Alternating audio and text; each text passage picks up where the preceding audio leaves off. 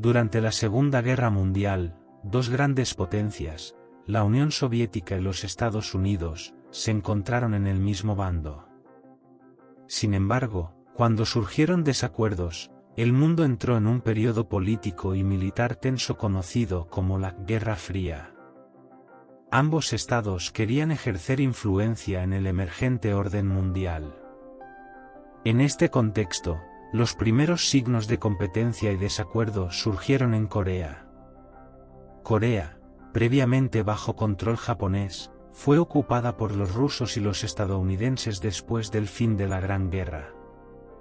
Rusia estableció gobiernos títeres en el norte, mientras que Estados Unidos lo hizo en el sur, alineándose con sus respectivas ideologías.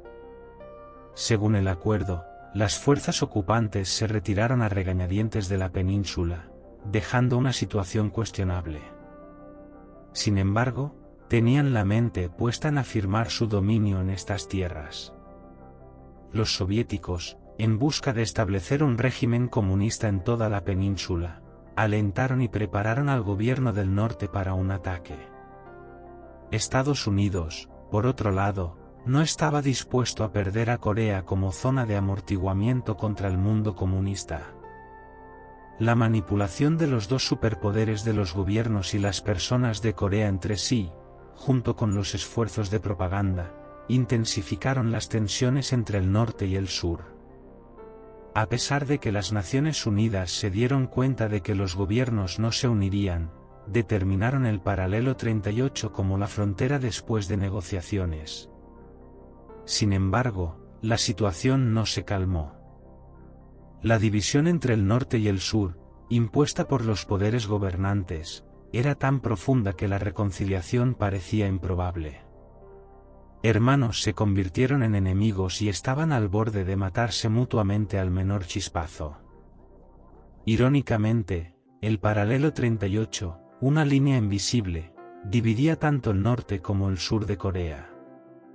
Al darse cuenta de que Corea del Norte se había estado preparando para la guerra durante 5 años, el 25 de junio de 1950, su ejército cruzó la línea designada. El norte tenía un total de 183,000 tropas, incluyendo 13 divisiones de infantería, una división blindada y un regimiento de tanques, junto con 150 aviones. El sur no tenía un ejército capaz de competir con el adversario en cuanto a tamaño y fuerza. Contaban con aproximadamente 75,000 hombres en 8 divisiones de infantería y su potencia de fuego era insuficiente. En las primeras etapas de la guerra, el 27 de junio, las Naciones Unidas llamaron a los países miembros a enviar ayuda a Corea del Sur, que había sido invadida. El presidente Truman de los Estados Unidos creía que esta operación estaba orquestada por la Unión Soviética y era el paso inicial en un ataque conjunto a gran escala por parte de China y la Unión Soviética. Ordenó al general Douglas MacArthur, comandante de las fuerzas estadounidenses en Japón, proporcionar asistencia material y militar a Corea del Sur, movilizando a las Naciones Unidas. Mientras se tomaban medidas diplomáticas, Corea del Norte lanzó un fuerte ataque desde 4 direcciones principales. Capturaron Seúl el 29 de junio, seguido por la importante ciudad portuaria de Chuminkun al día siguiente. Posteriormente, el ejército que cruzó el río Han avanzó a lo largo de un amplio frente y llegó a la línea Cam River Chonjuchungu para el 15 de julio. A medida que avanzaba al norte, la primera fuerza estadounidense en llegar a la región, la 24ª División, se unió a la batalla. Las divisiones 25ª y primera, desembarcaron más tarde, asumieron posiciones defensivas. A finales de julio, con superioridad numérica y dinamismo, el ejército norcoreano obligó a sus oponentes a retirarse al norte de Daegu, dando lugar a la defensa del perímetro de Pusan. Durante 1,5 meses a partir de agosto, el norte atacó esta defensa pero no pudo lograr ningún resultado. A medida que continuaba la defensa, las fuerzas asignadas por las Naciones Unidas para la guerra disminuyeron gradualmente. Posteriormente, el comando de la ONU decidió lanzar una contraofensiva destinada a aniquilar al ejército norcoreano. Según el plan, un cuerpo sería desembarcado al oeste de Seúl y, simultáneamente, se lanzaría un ataque desde las líneas de Pusan. El plan se implementó de inmediato y el 15 de septiembre de 1950 se realizó un desembarco en Incheon, al oeste de Seúl. El 16, comenzó una ofensiva importante desde Pusan. Después de una operación rápida y exitosa, los ejércitos norcoreanos se retiraron 200 kilómetros y el 28 de septiembre, Seúl cayó en manos de las fuerzas de la ONU. En respuesta al llamado de la ONU, Turquía fue el primer país en ofrecer ayuda el 29 de junio, siguiendo a los Estados Unidos. Bajo el liderazgo del presidente Celal Beyer, el gabinete decidió enviar fuerzas para luchar dentro del marco de la ONU y responder con armas a la injusta intervención contra el gobierno legítimo de Corea y el pueblo de Corea del Sur. Además del deseo de defender los derechos del pueblo surcoreano, Turquía tenía otra razón para entrar en la guerra. Frente a la amenaza de la Unión Soviética en la frontera vecina, Turquía buscaba protegerse al unirse a la OTAN y formar parte del bloque occidental. Por lo tanto, la guerra de Corea se percibió como una oportunidad para este propósito. Al adoptar una actitud sincera, Turquía pudo abrir las puertas a la OTAN y aliviar las preocupaciones de seguridad. En otras palabras, Turquía se involucró en una guerra que no le concernía, basada en el principio del voluntarismo, para defender sus intereses. Se formó una brigada con 5,090 personas con este propósito, siendo nombrado el general de brigada Tahsin Yaz como comandante de la unidad, y el coronel Celal Dora como comandante del 241º Regimiento de Infantería. En medio de grandes ceremonias, celebraciones y expresiones de afecto del pueblo, los soldados turcos, en un total de 5,090, partieron de Iskanderun el 25 de septiembre de 1950. Estos 5,090 soldados turcos estaban a punto de luchar en una geografía que nunca habían visto, sabían poco al respecto y quizás nunca habían oído hablar, al servicio de su país. Las montañas de Corea, donde cientos de miles luchaban sin descanso, ahora esperaban a los turcos para resonar con los gritos de «Haya, haya». Abordando 5 barcos estadounidenses en Iskanderun, los turcos, bajo la protección de la Armada de las Fuerzas Armadas turcas, navegaron hasta las aguas de Egipto. Después, la Marina británica asumió la tarea de protección. La flota que pasó por el Canal de Suez llegó al Mar Rojo, luego se dirigió a Sri Lanka y finalmente llegó a Corea.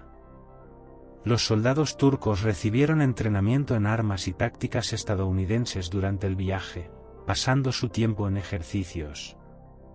Para el 17 de octubre de 1950, cuando los turcos desembarcaron, las fuerzas estadounidenses y surcoreanas ya habían derrotado casi por completo al enemigo. La principal fuerza de las fuerzas de la ONU ya estaba compuesta por más de 300,000 soldados estadounidenses. Los soldados de los otros 15 países de apoyo estaban representados por números simbólicos. Parecía que no quedaba mucho por hacer para los turcos una vez que se completara el trabajo.